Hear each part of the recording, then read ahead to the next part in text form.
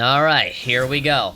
Offline. Oh god, this trailer is from Tokyo Game Show, and I'm so excited for this. I'm pretty sure this has voices now, right? Yeah. The original didn't have any voices. This guy was just moving his mouth, and you would have to read the subtitles. But yeah, it's great. They're updating all of the older stuff. That's awesome. Yeah, you die, you reincarnate, choose whatever race you want. Hey, da da da da da da da da. Hey, here we go with the battles. Slime, get punched in the face.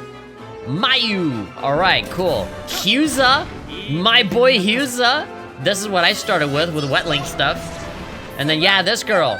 This girl's really cute. I just went through her story recently, and I haven't finished it yet because I got lost. And then this guy that looks like Yangus from 8. And then these guys, yep. Iraguasu. I love that these guys are voicing that they're party members. And then all the monsters and stuff, they look a little simple. They're not Dragon Quest 11 good, right? But they look good. They look kind of like the MMO. And then you can switch out your party members and stuff. Hopefully there's more party members because of the expansions. You got the environments that look a little empty, but hopefully they add more NPCs and stuff over time. Yeah, all of this, I recognize all of this. I've walked through all of these areas, and hopefully there's a way for you to walk faster, because, Christ, it can get really slow. Yeah, all of these cutscenes of all these dudes dying, yes. The deer, yep, the laughing, the comedy contest. Dun, dun, zap sword. I can't really take it seriously with that little chibi form, but yeah.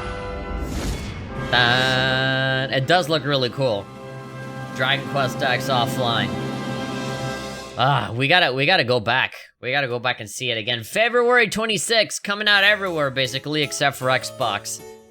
Oh god, I can't stop thinking about this game, man. I want this game in English so incredibly bad. Okay, so let's go back. I really want to look at this a bit more carefully, because there are some mechanical things right here, and I do have a Gamatsu article here. I don't know where it is. Yes, showing off some screenshots and pictures and stuff about the game, so maybe we can parse some details here.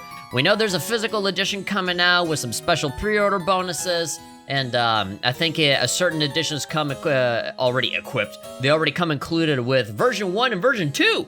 So they are going to be putting out paid expansions for all of the other versions of the game, which I think is great. So let's just get looking at this trailer again. Let's look at it a little bit more carefully, because I've been playing Dragon Quest X a whole lot on my Switch. And so I know this opening area pretty well. So this is all version 1, so all of this is not necessarily, you know, foreign and weird to me. Only the improvements, right?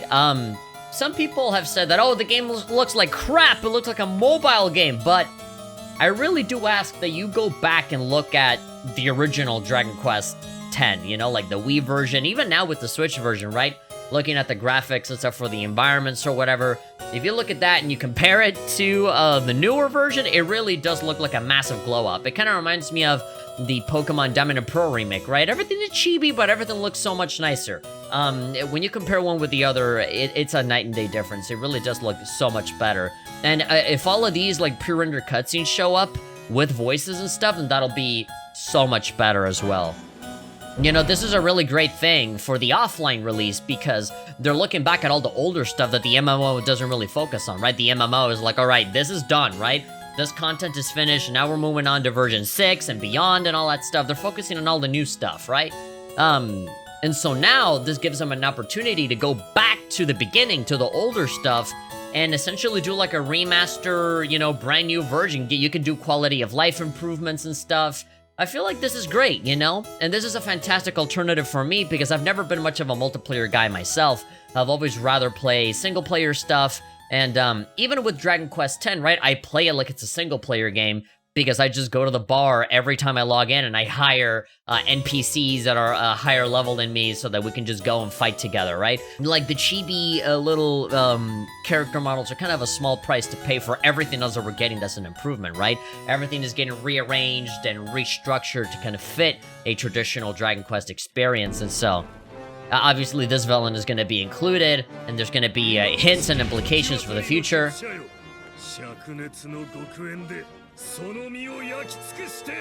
Yeah, and the dude sounds great, you know?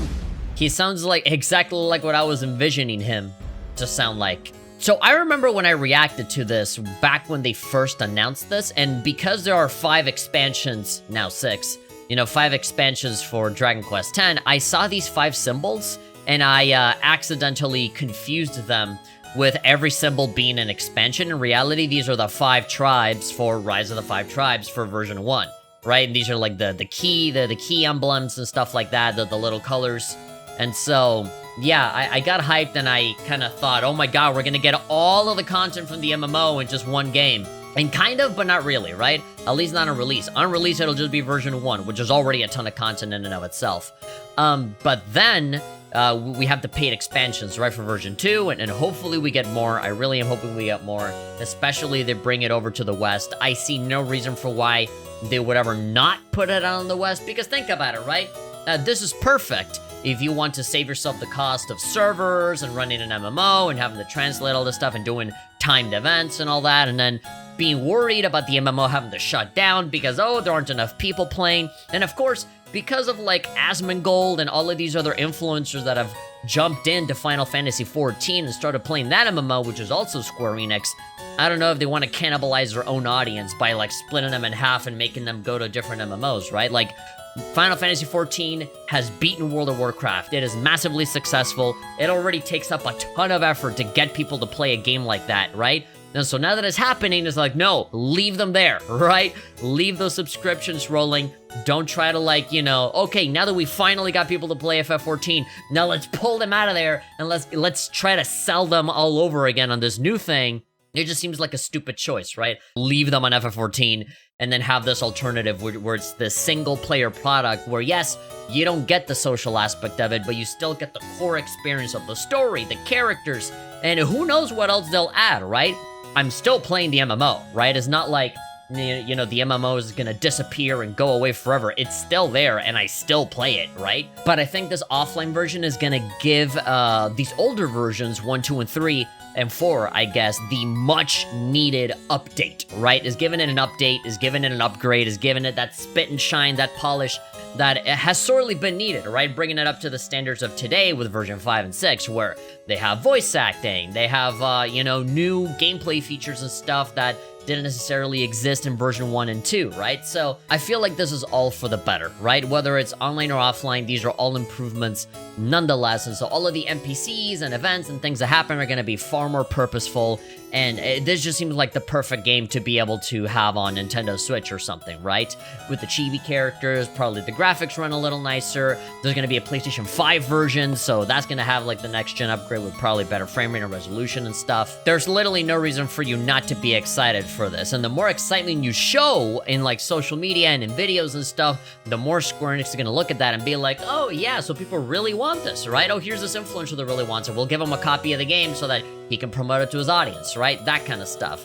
And yeah, you know, I'm just dying to play this because I already know in my heart of hearts that this is going to come out in English because that's going to save themselves the cost of putting out an MMO, and they lose the risk of cannibalizing their own audience with Final Fantasy XIV, you know?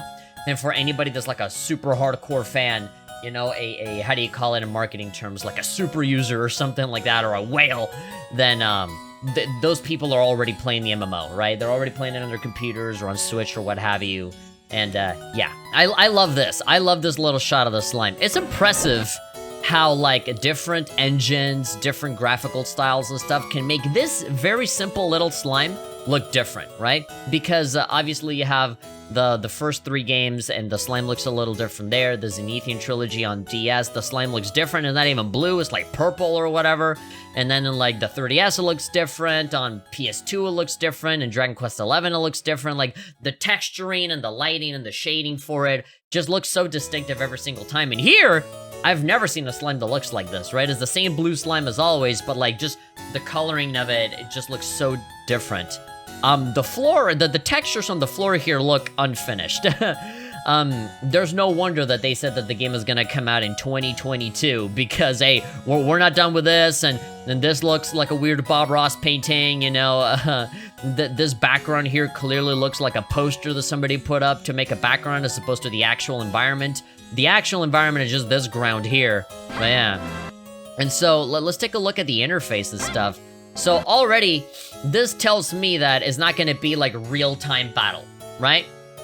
Because in the MMO, when you get into a battle, it's just like wherever you're standing, the battle starts, right? And you can run around and move and push the enemy and whatever. And whatever camera angles you see will be the camera angles that you have when you have your controller and you're just moving the analog stick to just move the camera to whatever you want, right? A lot of people like that. People like having control over everything. Gamers, more than everybody, love being control freaks about the games that they play. I usually don't have a problem with the game, you know, taking the reins and controlling some stuff for me. And one of those things is stuff like cutscenes and cinematography and stuff. I feel like there's a lot of games that kind of lose flair and pizzazz when you have real-time combat happening, where you just move the camera to wherever you want, and it's just mostly staring at your main character's ass as they throw attacks all the time, like in a normal MMO. But here, I actually really like that they gave you a cinematic mode where, like, whenever there's a special attack, the camera just does all this crazy stuff and it emphasizes what it needs to emphasize. I think having this be, like, very traditionally turn-based, because Dragon Quest X, the MMO, is turn-based still, but you can move around freely. I like that you can't move around freely here, because this allows for the camera to just focus on what you need to, instead of just, you know, wandering around and just having the same bland, insipid camera angle all the time. Again, staring at your character's butt cheeks while you're just there doing the same slashing animation until somebody dies, right? Here, they have the opportunity of making the animations be more purposeful, to be more deliberate, and for the enemies as well, having cooler special camera angles for this as well. I'm sure they'll give you an option to do free movement and stuff, but I think that'll be the more boring option. But yeah, look at this. Look at this interface right here at the bottom right. So you already got this like weird circular kind of thing going on here where the characters are at. It is a little disappointing that they don't have, like, the Toriyama illustrations on there. It really does look like they just took a screenshot of a 3D model, you know, and they just copy-pasted it onto there. It just looks so lazily put together. But then we have this. We have this little, like, flame or feather-looking thing here on the left. It looks like a meter that's kind of building up, which is interesting. Every Dragon Quest game always has its own little gimmick going on, right? With Dragon Quest 8, I remember it being like the you know, pump up, psych up kind of system.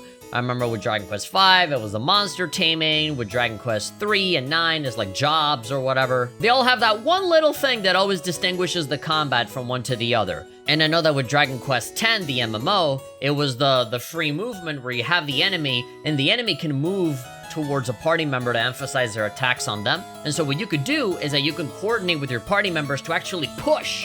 You could push the enemies so that they don't reach, like, your healer or whatever, right? So that they don't take damage, keep them out of range.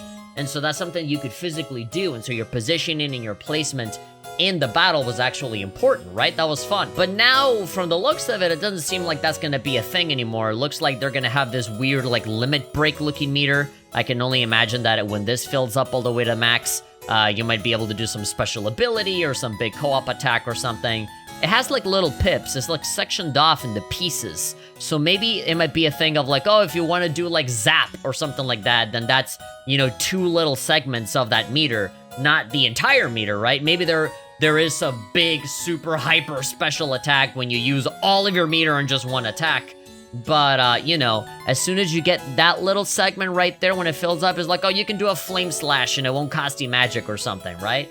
Or whatever the case. Or if both of your team members, you know, if both of you got 2 segments of the meter, that you can do like a cool co-op attack or something like that, all right? And considering that there's going to be expansions for version 2 and presumably all the other ones in the future, I wouldn't be surprised if this mechanic or like the UI in general gets changed or improved upon in the future. The grass in the background's looking a little funky.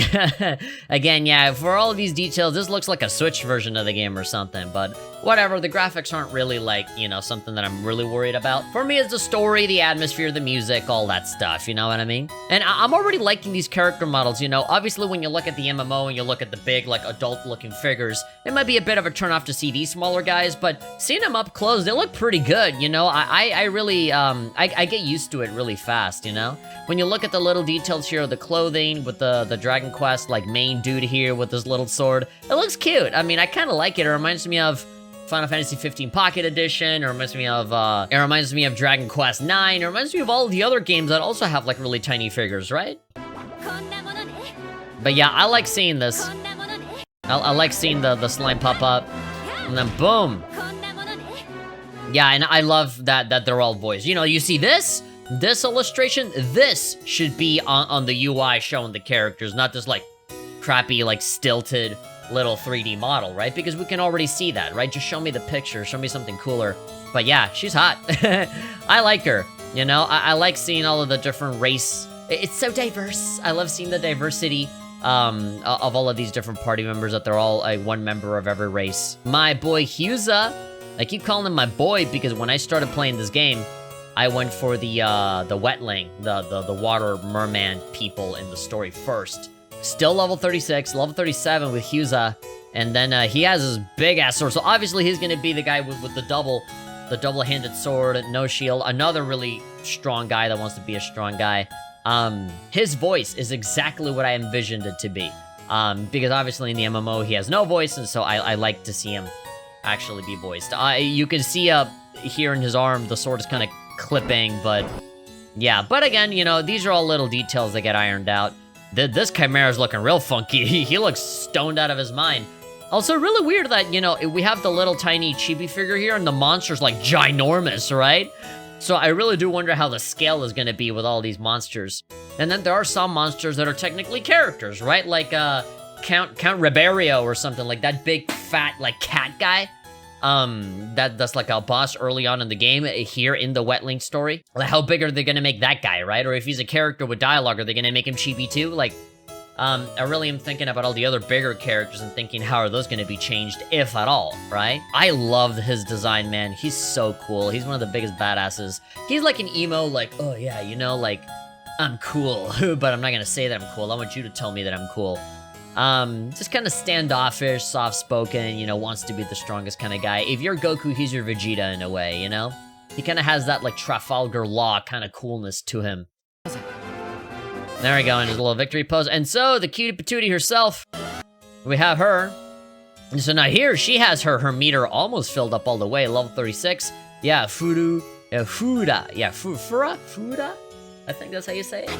But she knows magic and stuff. I like it. You know, this was one of those characters where I'm like, man, I wish I could see more of her. And now she's gonna be like a permanent party member in my party in Dragon Quest X offline, and so that's something that I'm really happy for. Yeah, great. I love seeing this illustration.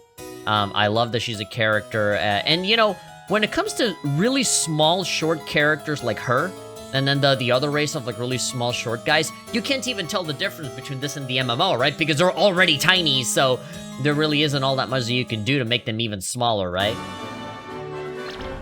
Yeah, for example, these race of, like, dwarves or whatever, these guys were already like that. They were already, like, short little pipsqueak kind of dudes. So, like, making them all chibi, you can barely tell the difference. And so you got this guy. So I guess he fights with hammers and stuff. Daston. Again, we got this little meter, not really showing off, you know, what you can do with it. Yeah, Punkatsu.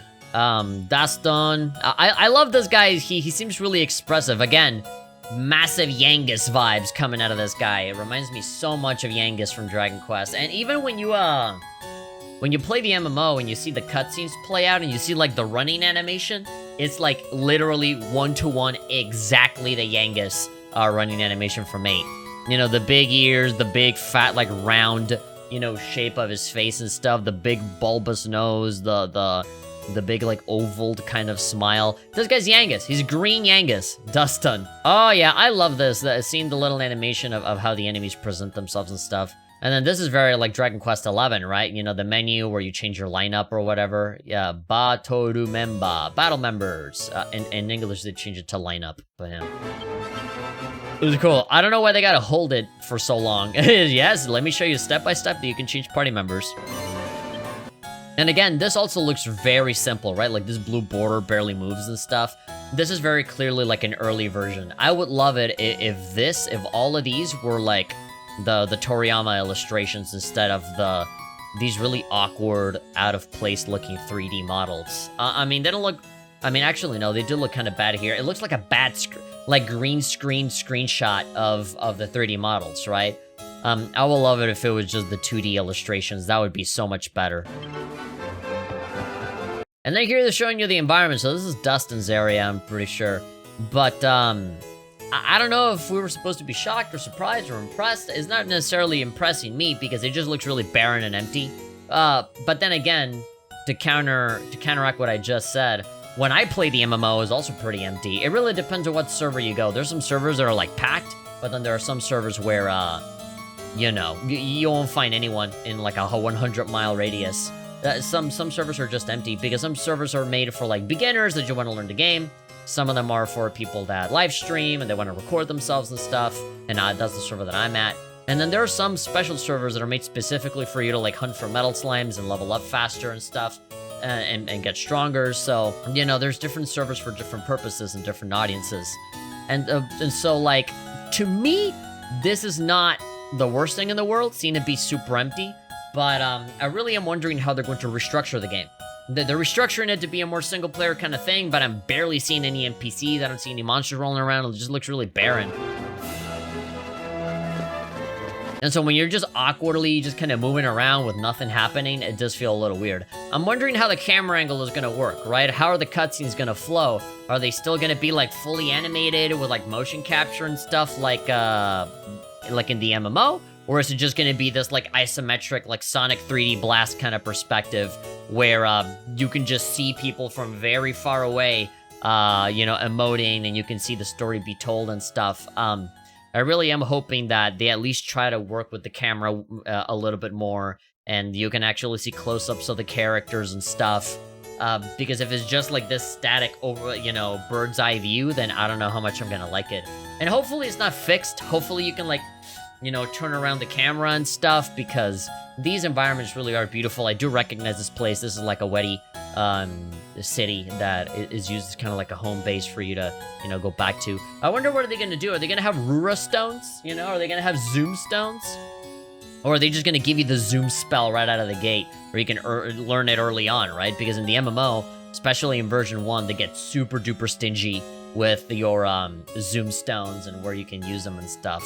You know, you don't really know the spell. You gotta like, you know, use these items that where you can register a location onto that item, and then you can go to that place whenever you want, right? And so right now I only have 2.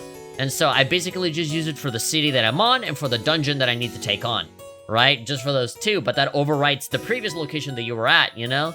And so it's just annoying if you need to go and travel somewhere real quick. It really makes me wonder, is part of that restructuring, is that going to be like just giving you the zoom spell and you can just travel wherever you want, right? Because even in later versions of the MMO, they don't give you the zoom spell. They just give you more zoom stones for you to work with, right? They just give you more items so you can register more locations. And so you never properly get that spell for you to just use it at will, right? Especially not in games like Dragon Quest XI and other places where they have these newer releases where casting Zoom costs you 0 magic, right? So yeah, I really am wondering, like, are they going to give you Zoom, and is Zoom going to cost magic? Is it going to cost nothing?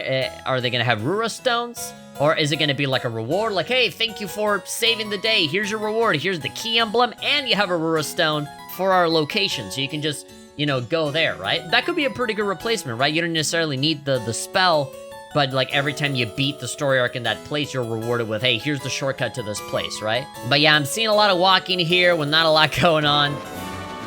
And then yeah, there's one little NPC here in the back, you know, obviously for like, you know, side quests and stuff. And there are some, yeah, I've been here. Oh my god, I was just here not too long ago in the MMO. So I am seeing more NPCs here. I really do wonder how many of these are like, you know, purposeful for like, you know, lore and talking, and which ones are going to be for side quests, because obviously in the MMOs, not just the NPCs, it's the people that run around all around you and stuff. So it's going to be very difficult to have this game not feel empty because of that, you know, because there's just people running around everywhere, and depending on what server you're at, it can be really full or really empty, and you can be used to that. You know, like how many, like how much of the game is actually here, right?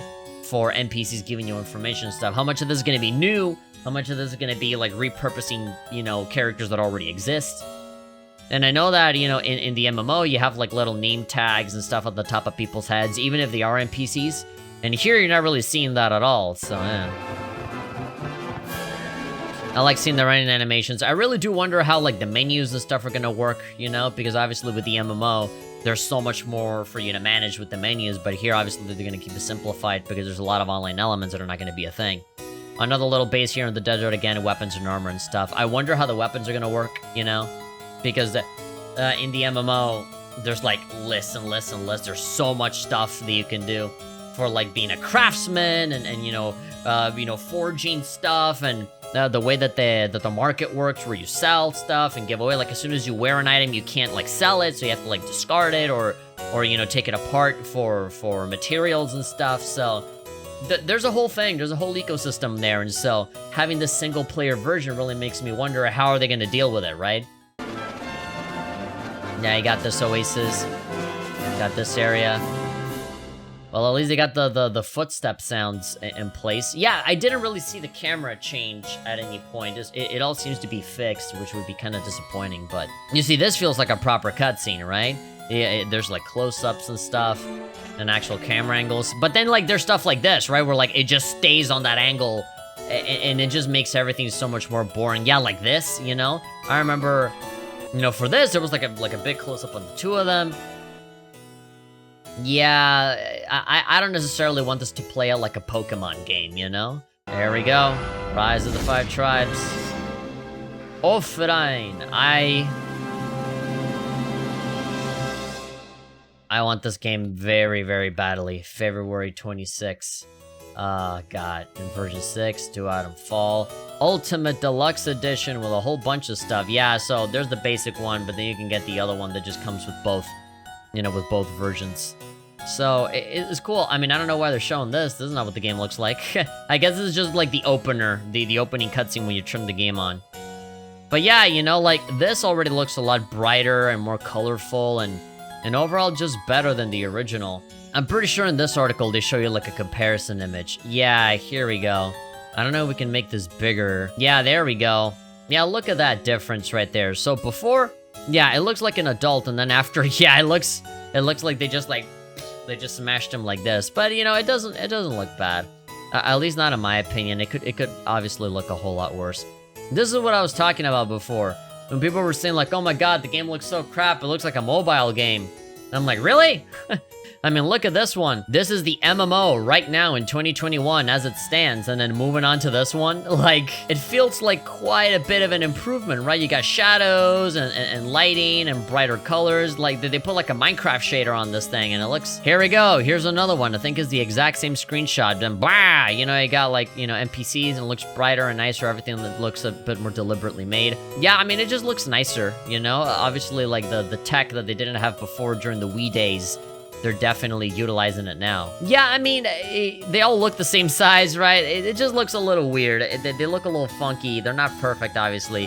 If I had it my way, I would have gone for the regular, you know, adult, you know, character models, but, you know, you just have to trust them on this. I'm already seeing some stuff here that I don't like with this remade kind of scene here. Obviously, the graphics and the environments look a little better, but, like, this part where, like, this guy is talking to Abba right here, this already looks very, very different. I remember the conversation in this room being a whole ass cutscene, you know, with people talking, with proper camera angles and stuff. And here, it looks like, you know, the over-the-shoulder, no, not the over-the-shoulder, the isometric, thing just happening while these dudes just, you know, gesticulate and lay out the dialogue from far, far, far away, which is going to be very disappointing. I very much would rather... have this be done a little bit more up close. I don't like that this is kind of done in this weird Pokemon format. I really don't like it. Yeah, so they're showing the same map again, now specifically with this building. It looks a little nicer. And then here, I think, what, this is like inside of a well or a little cave or something? Yeah, but it also looks nice. It has these little particles, these little fireflies and water or whatever. It's an upgrade, for sure. Oh, yeah, and then you're out here in the field. You got this enemy walking around. Yeah, with the isometric viewpoint. I just would love it if you could move the camera around freely during the exploratory parts. I do like this little Q&A here from the producer.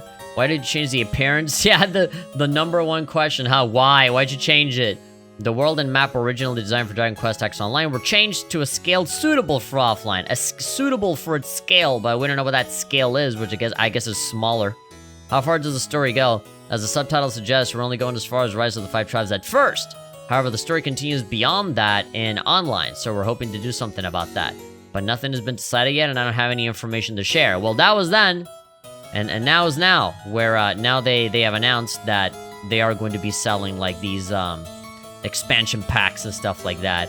And there's all of these new screenshots. You see, this looks cool. This is PlayStation footage right here. Ekusu, he's that little Pokorin, little guy in there. Ooh, and this is version 2 stuff. Isn't this like the ship that you're in at the beginning of version 2? Oh, and this is cool. So I guess, yeah, you're eventually gonna get a dragon for you to fly around. This is gonna be your, not necessarily your fast travel, but you know, this will be a mode of transportation for you to get to places. You can see all the different nations over here.